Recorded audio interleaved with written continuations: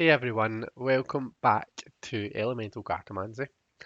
I'm coming on today to film a video to talk a wee bit about Oracle decks. Not what Oracle decks I have, although I'm going to show you a few. Um, I want to talk about how I use Oracle. Now, I'm mainly a tarot person. You probably all know that. Um, if you've watched my channel, you'll have realised that it's predominantly a tarot channel, and the decks that I use are mostly tarot decks. But I do have some Oracle decks and I do use them, and I wanted to talk a bit about the different ways that I use Oracle decks.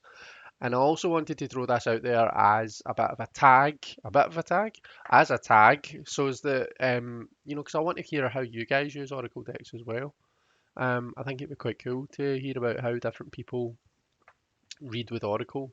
Um, so before I start talking about the different ways that I use it, I'll quickly just show you some of the Oracle decks that I've got and some of the ones I'm going to be using to talk to you about this subject.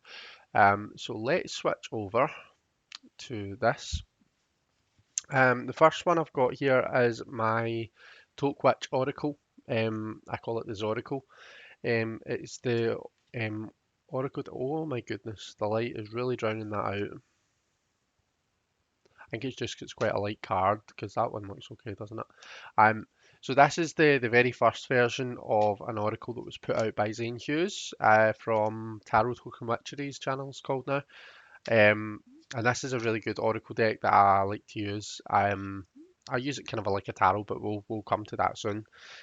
So this is it's a photographic deck. It was royalty free photographs that Zane had found online, and he's added keywords to.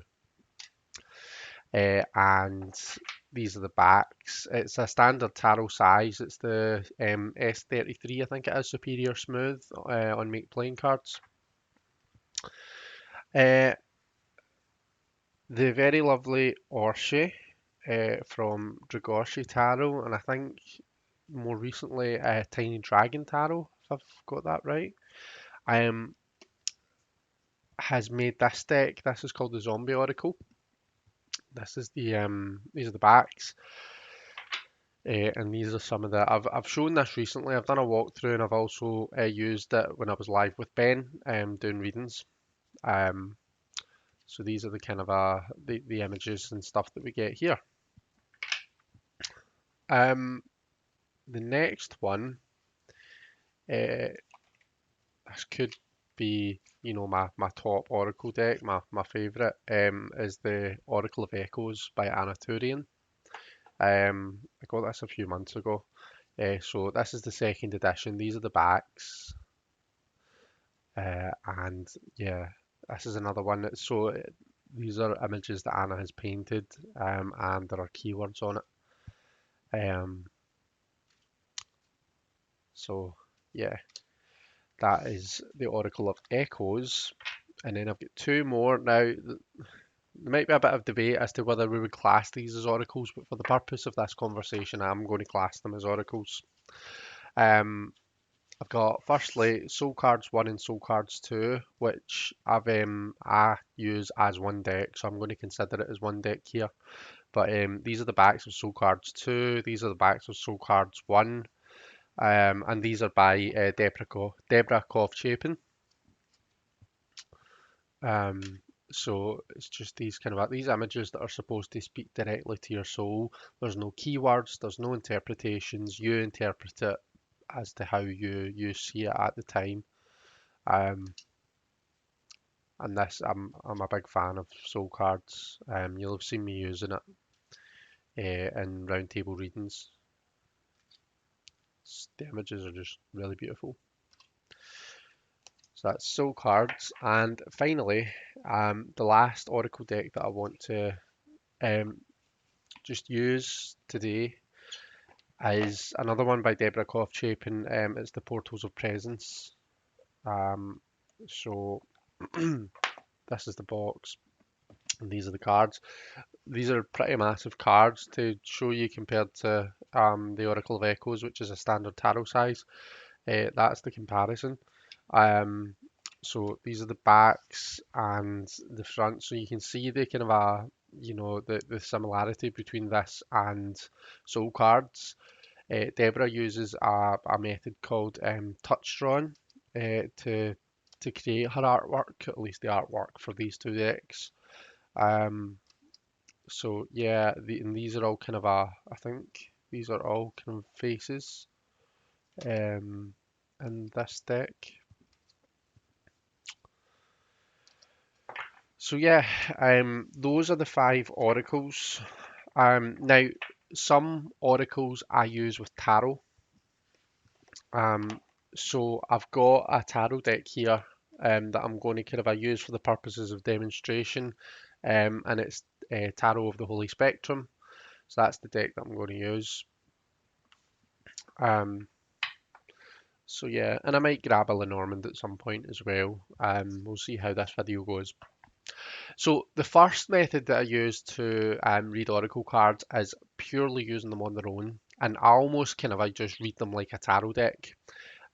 So there's a couple of decks here that I use this method with. So first of all, there's Oracle. I pretty much read this like a tarot. In the same way as what I pull cards with it in the same way as what I do when I'm reading with tarot. So you might ask me a question, whether it's on a live, whether it's here in person, you might ask a question like, what's going on with my career right now? So I'll use the same kind of a spread technique that I tend to use with tarot, and that normally it's the situation, advice, and outcome. I'll do the exact same thing with this. So let's see career. A lot of creativity going on in the career just now. So either you've got a particularly creative career and you're a creative person and you really use that skill in your career. Either that or there's a lot of change, there's a lot of fire energy happening around about your career right now.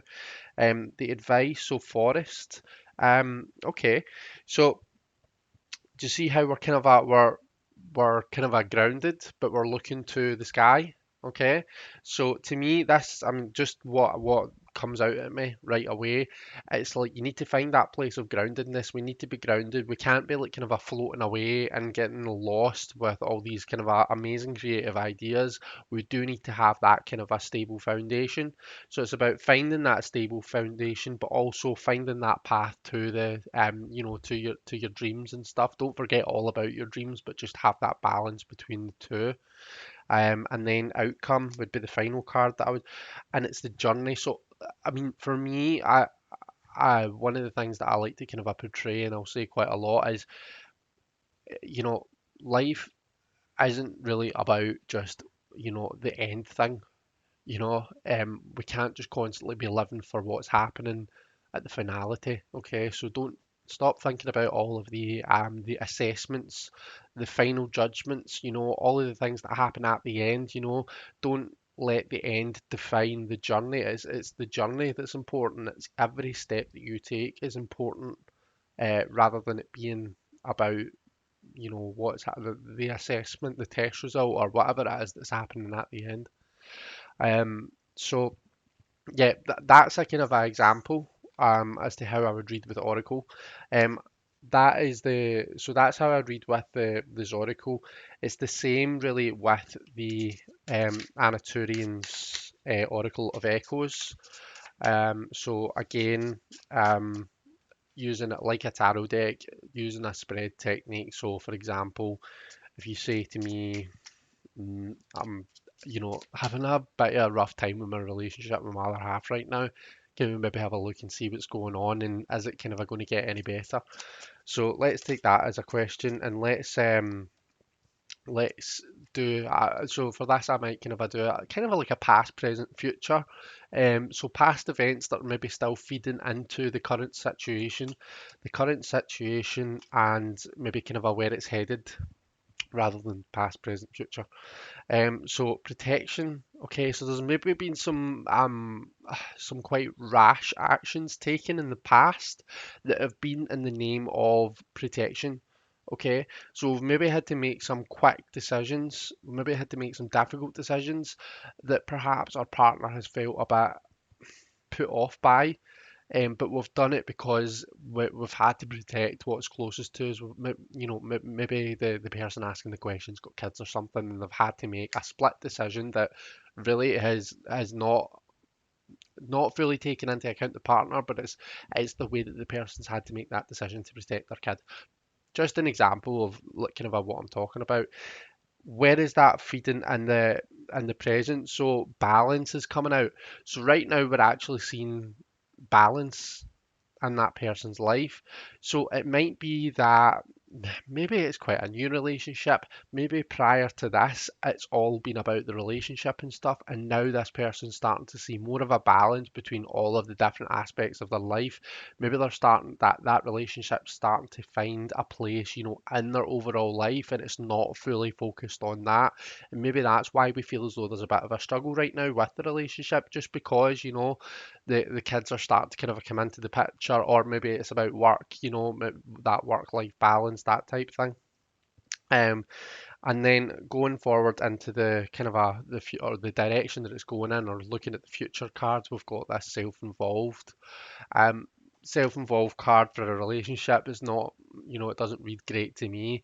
It maybe suggests that this person is going to want to have to kind of address their, how they're looking at themselves, whether that's a bit too much, or maybe just self-involved could just, if you're self-involved, then you're almost by yourself, whether that's physically or in your head, in your mind, in your heart. So maybe the relationship is kind of the direction that things are taking right now. The relationship isn't going to last. If the person's going to find themselves being self-involved in the future, if that makes sense. So that is it's the same thing. It's the same as how I used as Oracle, but it's, just with that deck. And again, the zombie Oracle is another one that I'll use in that way. Um, just pulling cards like I do with tarot. Um, so can we take another sample question? Um, I'm looking at moving house. What should my priorities be right now? So skill, fuel, oops, and solution. So right away we're looking at the kind of outcome card, the last card there, and we're seeing solution, and that's a really positive card. That's suggesting that you're going to get there. Essentially, you're on track to achieve what you want to achieve. So that's really good. What they maybe want to be focusing on right now is skill. So think about what your skill set is. Okay, and this is an important thing to do when we are kind of going through a big change like that, like moving house. I know for me, the experience for me was, right, I needed to think, what can I do myself, and what do I need to get someone else to do? What is not within my knowledge or my skill set? So I really needed to think about my own skills and, use them where I could, but also know when I need to pull on outside expertise. And fuel as well. So just make sure that you're putting enough effort and energy into what you're trying to achieve. But it looks as though that's happening because the outcome, like I say, solution, it looks as though things are headed in the right direction. So that's one method. I've shown you it with 3 decks as to how I read with Oracle, and as you can see, it's very much the same as how I read with Tarot. But that's not the only way that I read with Oracle. Another way that I might read with it, and you'll have seen me doing this in roundtable readings, particularly with the soul cards, is I'll get the person to tell me what their question is. So, you know, let's say someone's looking for a career overview. Let's say that's their question. Give me a career overview. What I might do is pull a soul card first. It looks like we've got our soul card there. So that gets pulled first. Now, if I'm reading for someone in person, what I might do is pull the soul card and then get them to focus on that whilst they shuffle the tarot. So it gives them a kind of a focal point, and it just makes the experience of shuffling the tarot a bit more of a meditation, if they've got something to focus on whilst they're doing it. And we can also have a conversation about how does this particular soul card relate to the idea of, your career. So I'm looking at this soul card right now, and I'm like, well, do you know, this person maybe looks as though they're turning to stone a wee bit, you know, as though they've been caught in Medusa's gaze. So maybe, that they're losing their mojo with career, or they're just starting to get a bit turned off from it. Things are starting to feel stale. There is there is still some energy there. It's not all bad. It's not a completely lost situation, but it's just like, we feel as though things are starting to get a bit too samey, and we're wanting to kind of just how do we inject this energy into the whole situation again? Do you see? So that's how I might use the soul card, and then from there I would pull the tarot. So a career overview for the person. What have we got? We've got the Seven of Pentacles, we've got the Tower, and can you still see that? Yeah, you've got the Empress. Um, eh, Seven of Pentacles, right? So waiting for the right time. Seven way. The person is looking at something that's out of reach. She's not quite able to harvest the gain yet. Kind of a waiting for the right time. Now coming up, we do have the Tower, which suggests that there is a big kind of an overhaul that's going to happen, but it's happening for good reason. The tower, the lightning, is often to kind of clear away all of the debris in order that we can grow from the foundations. And sure enough, we have the Empress, which represents that growth and creativity coming out at the end there. But there does need to be a kind of a sacrifice. There needs to be this kind of a painful experience first before we can kind of almost build from it. All right. Um, so maybe actually in terms of this person's career, maybe there is going to be a big change, whether it's a complete new job or whether they maybe need to look at what role that they're fulfilling within that job and look at taking on a new role. Um, so how does this now that we've looked at the tarot, do we have any different feelings about this? Um, you know, maybe it's like, act now before you completely turn to stone. you know, um, Quite often the big difficulty with the tower card, for me anyway, is when we try and cling on to the tower that's fallen down, when we try and like deny the shit that's happening around about us because we don't want things to change, and we leave ourselves within this burning tower, that's fallen down and that's redundant, that's not working anymore. Um, and what we often do is we deny ourselves, we stop ourselves from moving on into this period of growth, you know. So maybe this is, I mean, look, that this person is almost fully. If I'm looking at this as someone turning into stone, you could look at it and see something completely different, and that's the amazing thing about soul cards. But to me, it looks as though that I'm looking and seeing this person is almost completely turned into stone. They don't have much time left. They kind of need to stop clinging on to, stop waiting for the right time, waiting for the right time to let the tower moment happen. Uh, the right time is now. The right time was 5 minutes ago. It's already passed. So it's time to act. It's time to move before you completely turn to stone, before you completely petrify, and it's totally taken out of your hands. Um, so yeah, that's how I use soul cards. And that's another way that I use Oracle. So I'll use it initially in the first place, just to kind of get a feel for the question, just to kind of get the conversation started, but also if I'm reading in person, to give my person something to focus on whilst they shuffle. And then afterwards, as you can see, I kind of bring it back in and say, right, okay, do I see anything different now? Um, The last deck that I've got here is Portals of Presence. Now we can do this. I can do the same thing with that as what I did with the Soul cards, but how I tend to like to work with Portals of Presence, because they are all like faces essentially, they can become quite difficult to read if you're just looking at them on their own. What I've found really beneficial and really useful is to pull my tarot of the day and then pull a Portal of Presence and relate it to my tarot pulls. Um, I've found that gives me insight into the actual portals cards as well as more insight into my reading. So for my tarot pool of the day, normally what I'm doing is what's the general energy of the day? How can I best serve myself? How can I really be there for myself? And how can I really be there for other people? Okay. So here we've got the Six of Cups. Maybe, when we see someone looking at a photograph, perhaps of when they were younger or when their kids were younger, it's memories. It's thinking back to happier times. So maybe this is going to be a day of like nostalgia or just kind of just um, harmonizing my emotions by taking myself back to a time when things were much kind of a simpler and happier and that kind of a thing. How can I really be there for myself? We've got the world. So I appreciate everything that I've done, everything that I've achieved so far, and appreciate the fact that you are in a really good position right now, where you are. How can I, be there for other people? The Knight of Cups. So use your heart, use your ability to connect with other people and be there for them.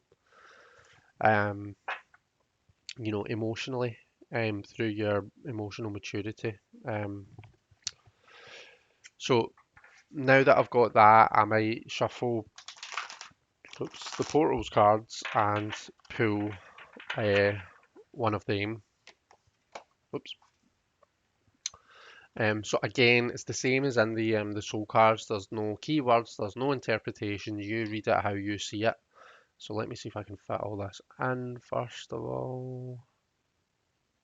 Okay, cool. So what I'm seeing here, I'm seeing all of this fiery energy that's coming out from the face. We're getting a really kind face. I'm really kind of seeing this as being linked to the Knight of Wands there. You've got a really kind of a kind face, a kind smile, kind eyes, but you've got all of this kind of a fiery energy that's coming out from the face. Um, you can be kind, but you can also have a certain ferocity, a certain fierceness about you. Okay, your kindness itself can be quite fierce, and that's what I'm getting here. When we're saying, you use your heart, use your ability to connect with other people, it doesn't mean you have to be all touchy-feely. It doesn't mean you have to be all lovey-dovey. It can be about, your way of being kind can be by calling a spade a spade. It can be kind of just calling things out as they are. It can be saying the difficult thing. Have that ferocity about you, your natural ferocity. Don't go out your way to be nasty or anything like that, of course. We need to bear in mind the emotions and the feelings of other people. But, don't temper down that fire just because you feel that this is a situation that needs a more touchy-feely kind of a approach. Because the chances are if the person concerned, the other concerned that we're being there for, wanted that, then they would have went to someone that will give them that kind of a response. Um, so there's just kind of an example of how I will use the portals of presence, and that's how I tend to use Oracle. The only other thing that I'll add, um, and this is credit to Kelly Fitzgerald at The Truth and Story. She calls this the three voices reading. And she'll use Lenormand, Tarot, and Oracle to do this. So what she will do, and I might need to zoom out for this. Um, she'll do a 9 card Lenormand, and this is where I need to find, right, okay, so there's my card. 4. Okay, so we'll have the kind of the box, the 9 card Lenormand spread in the center.